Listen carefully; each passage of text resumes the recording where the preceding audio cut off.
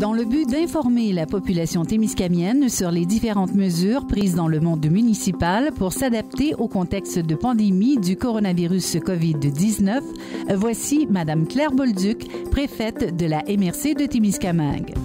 Bon matin, bon mercredi. Bonjour, mon monsieur météo préféré. Ah ben là, c'est de la bonne météo cette fois-ci. C'est de la bonne météo, mais ça fait du bien. Ça fait du bien. Écoute, on débute avec beaucoup de nouvelles. D'abord du CISAT et des municipalités. Oui, et c'est la dernière semaine où on fait les interventions systématiques. Plus vis-à-vis le micro, excuse-moi, Claire. C'est bon, ce que je te faisais dire. C'est bon. C'est bon comme ça, yes sir. C'est bon. Allons-y. Alors, c'est la dernière semaine où, c'est la dernière semaine où on apprend à placer le micro, tu parles. Non, c'est la dernière semaine où on va faire cette chronique-là de façon très systématique et régulière. Les choses, le déconfinement se poursuit, les activités redeviennent un peu plus constantes et régulières. On ne parlera pas de retour à la normale parce que notre normale, elle est antérieure à la pandémie. Mais les activités reprennent et les activités dans le milieu municipal également. Donc, pour éviter de se répéter, on va cesser cette semaine. Toutefois, à la minute où il y a une intervention ou une information importante, précieuse pour les citoyens et citoyennes, on reviendra vous voir, c'est certain. Bon. Mais cette semaine, oui, il y a encore quelques nouvelles du CISAT. On est toujours en contact une fois par semaine avec eux. Et on nous informait qu'il y avait 134 places possibles pour la formation de préposés aux bénéficiaires. Ce sont 118 personnes qui sont en formation et 9800 au Québec au complet. Ouais. Mais 118 en Abitibi-Témiscamingue, dans les 3 villes, Amos, Val-d'Or et Rouyn-Noranda.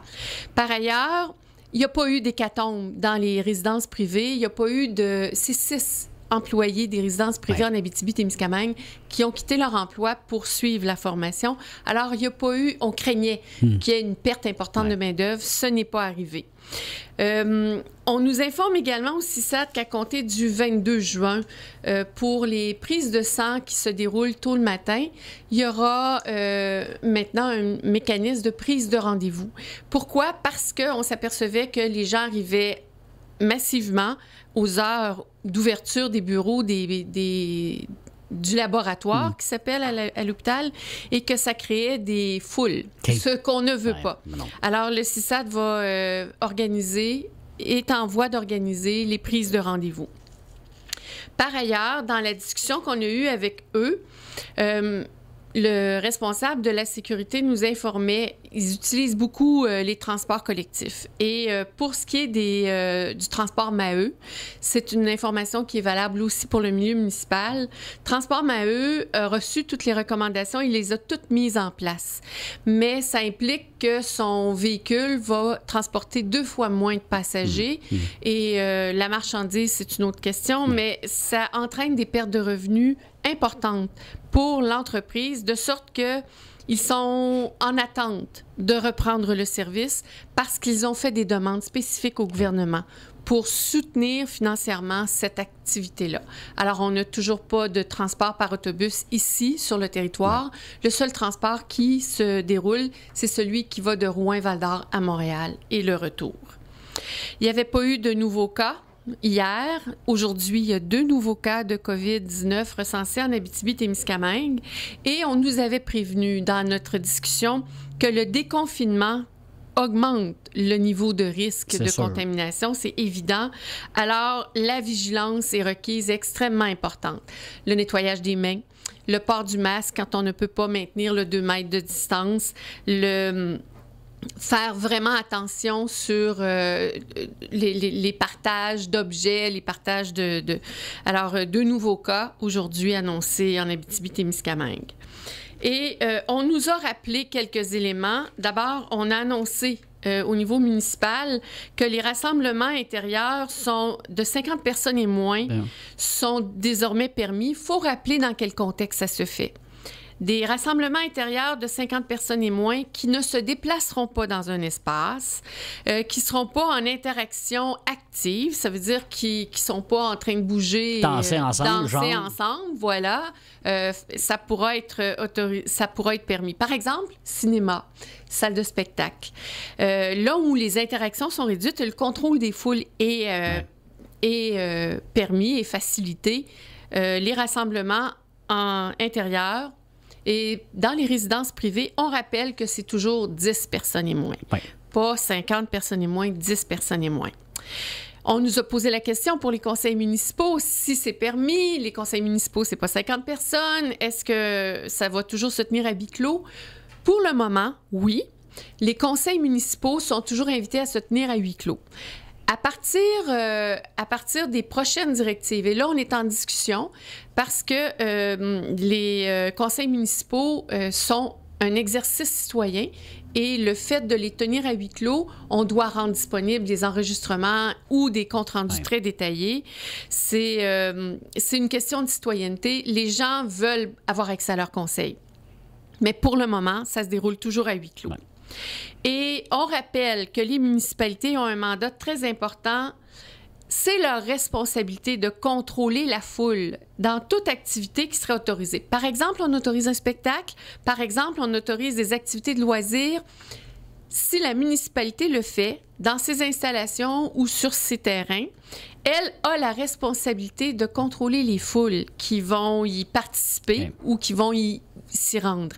Alors, on comprend que c'est extrêmement exigeant pour le milieu municipal. Prendre des décisions comme ça, là. Et voilà, il y a des circulations, il y a actuellement des propositions de spectacles qui se déplaceraient en lien avec le Festival de musique émergente. Au mois d'août, ici, on offre certains spectacles où il n'y aura pas de scène à monter, il n'y a pas... Mais c'est la responsabilité de la municipalité d'effectuer le contrôle de foule. Alors, et ce sera très surveillé, évidemment, étant donné les risques de contamination que ça présente. Une fois ce dit, j'ai encore eu la question cette semaine quand il y a eu l'annonce de on peut se réunir maintenant dans les résidences, 10 personnes et moins, on peut se réunir à 50 si les gens peuvent faire des ventes de garage. Les municipalités ne peuvent pas les autoriser. Pas encore. Ça, c'est clair, et ce sera probablement le cas pour tout l'été. Ah. La vérification, moi, j'ai reçu l'appel. Les gens, on leur a dit non jusqu'à maintenant. Les gens savent que les rassemblements intérieurs, maintenant, sont permis pour 10 personnes et moins, 50 personnes et plus dans des lieux publics. Alors là, l'information n'est pas toute mâchée, disons-le comme ça. Donc, les personnes se demandent si elles peuvent le tenir. Non. On invite tout le monde. Et là, moi, j'ai fait la vérification tout de suite hier.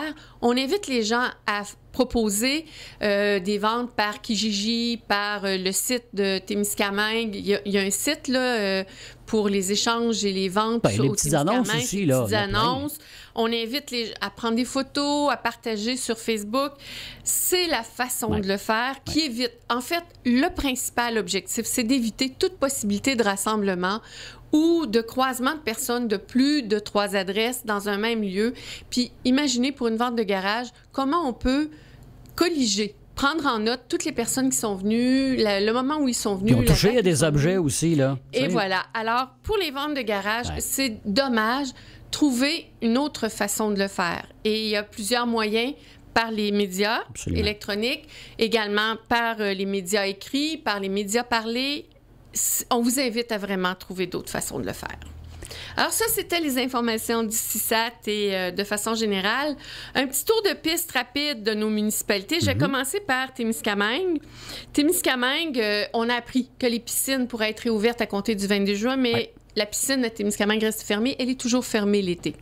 OK? Donc ça ne change rien. Ça ne change rien. Non, effectivement, c'est toujours fermé. Les espaces verts sont ouverts. Les jeux ne sont pas disponibles et la municipalité constate que c'est très complexe d'entretenir les aires de jeu, les modules de jeu.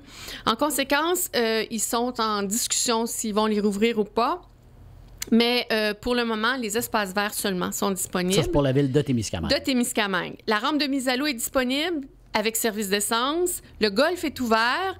Et à compter du 6 juillet, les bureaux municipaux seront de nouveau accessibles au public sur rendez-vous.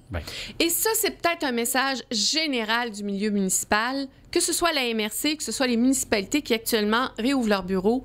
S'il vous plaît, prenez rendez-vous. Ça facilite les choses. Ça peut même accélérer le service qu'on vous rendra. Alors, prenez rendez-vous.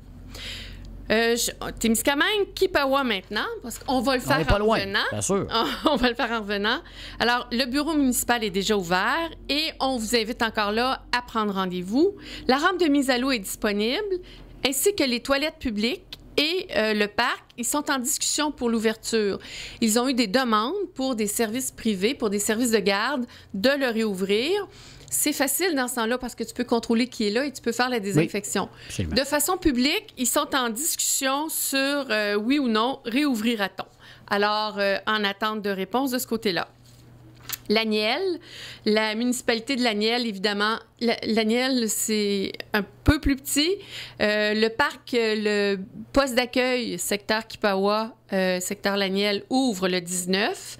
La rampe de mise à l'eau, elle est disponible. Oui. Les toilettes et les installations de gazebo, ainsi que les modules de jeu sont accessibles, surveillés et désinfectés. Et le bureau municipal est ouvert, mais encore là, on vous invite à prendre rendez-vous. Oui. Je suis rendue à Fabre. Fabre, le parc n'est pas encore ouvert. La question pour eux, c'est de savoir comment ils vont s'assurer de la désinfection de façon appropriée, mais ça s'en vient. Okay. Le ring pour les chevaux est ouvert depuis déjà le mois de mai.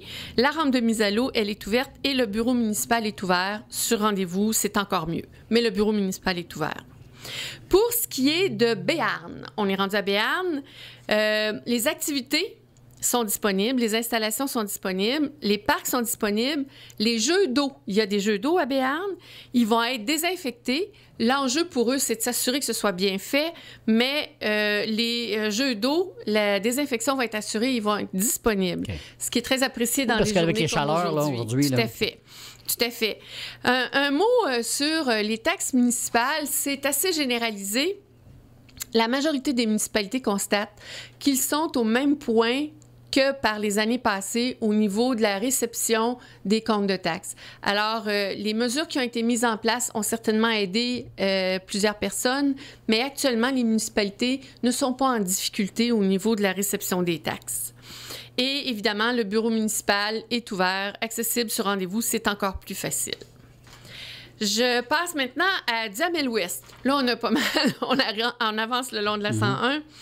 En fait, Duhamel-Ouest a peu d'installations publiques, mais le golf est ouvert, la Banix est ouvert, c'est disponible. Et le gros enjeu que nous souligne le maire de Duhamel-Ouest, M. Guy Abel, c'est le respect des consignes. C'est difficile. Les gens reviennent rapidement à leurs habitudes, à ne pas se maintenir à 2 mètres et tout ça. Alors, oui, les activités sont disponibles. Ce sont des activités privées. On sait que Fort-Témiscamingue est réouvert depuis le 1er juin à l'extérieur et tout. Mais le respect des consignes. Alors, un appel de la préfète, mais aussi des maires. Le respect des consignes, c'est majeur pour nous. Et je termine avec Saint-Bruno-de-Guigue aujourd'hui. Toute la question de l'ouverture des modules de jeu, ça interpelle le milieu municipal parce que c'est une responsabilité. Si ça devient un outil, une occasion, une cause d'éclosion de COVID, on comprend que les municipalités sont très vigilantes et inquiètes sur ce qui va se passer. On ne devrait pas être responsable de ça, là. Non, c'est exactement ça. L'aréna ne sera pas réouverte, mais le terrain de balle, oui. Les parcs, oui. Le domaine Breen, qui est de juridiction municipale, avait déjà annoncé qu'il restait fermé pour cet été. Alors, ça va entraîner des travaux. Les modules seront réouverts, probablement avec des consignes très sévères et de la surveillance. Et pour le bureau municipal, c'est ouvert au public sur rendez-vous. Exact. Et voilà, je voulais juste terminer un petit mot aujourd'hui. Notre collègue Catherine Drolet-Marchand a recensé des activités à faire au Témiscamingue. Okay. On pense qu'il n'y aura rien à faire, mais elle a recensé plusieurs activités à faire. Ce sera publié dans le Reflet. J'en parle aujourd'hui, je pourrais le rappeler vendredi, mais on a mis le quoi faire au Témiscamingue cet été sur le site de la MRC. Des exemples, Opémican reste un allié incontournable. Il y a plusieurs endroits où des sentiers de marche, des sentiers pédestres, des sentiers de découverte. Le sentier de la cascade de la rivière Cloque à La Force, le sentier de la Pointe-aux-Roches à la Tulipe-Gaboury, le sentier Récréo des 15 à Notre-Dame-du-Nord, dans le secteur nord. Alors, il y a plusieurs opportunités. Tapping aussi, il y avait un sentier. Là, aussi. Oui, ça va avec le parc Opémican maintenant. Fait que c'est les fermes visitées. C'est pas tous les attraits qui sont fermés. On rappelle que le Fort Témiscamingue est ouvert. Le centre d'exposition du RIF et la maison du frère Moffett seront ouverts également en extérieur. Alors, la centrale de la Première Chute. Il y a plusieurs activités qui sont intéressantes. Elle rappelle également qu'on est une région, on est un territoire riche en lacs poissonneux. Alors, la pêche... Et d'espace. Alors, la pêche est toujours une activité très encouragée. Je vous invite à consulter le site web de la MRC. Je vous invite à consulter également le Reflet. Ces informations-là seront disponibles. Et on vous souhaite un très bel été. On se revoit vendredi pour un dernier bonjour avec les nouvelles des autres municipalités. Merci beaucoup de la Bolduc. Merci et Bertrand. À vendredi. Salut.